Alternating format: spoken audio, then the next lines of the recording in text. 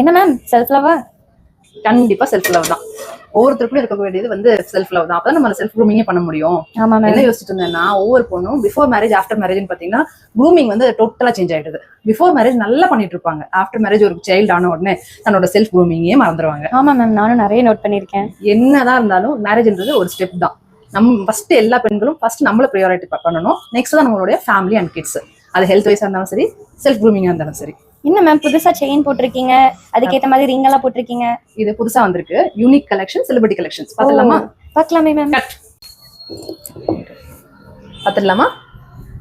நம்ம ஜாராஸ்ல unique collection, celebrity collection சொல்லி சொல்லுவோம். நம்ம யார் வந்தாலுமே இது என்னன்னு சொல்லுவோம் அப்படின்னா செலிபிரிட்டி கலெக்ஷன் மேம் இது அப்படின்னு தான் வந்து மென்ஷன் பண்ணியிருப்போம்.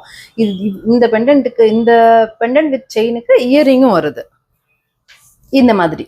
எல்லாத்தோடதும் நான் இது பண்ண முடியல. இந்த செட்டோட இயரிங் இது. Okay ma'am. மேம் இப்போ நீங்க வேர் பண்ணிருக்கிறது அந்த கலெக்ஷன் தானே மேம்? சேம் கலெக்ஷன் தான். என்னோட சாரீஸ்க்கு மேட்சா வந்து நான் போட்டிருக்கேன். அப்ப எல்லாத்துக்கும் இயரிங்ஸ் வரும்ல மேம்? கண்டிப்பா வரும். நம்ம ஜாராஸ் பேஜை ஃபாலோ பண்ணதவங்க ஃபாலோ பண்ணிக்கோங்க. மேலும் அப்டேட்ஸ் உங்களுக்காக காத்துட்டு இருக்கு. தேங்க்யூ.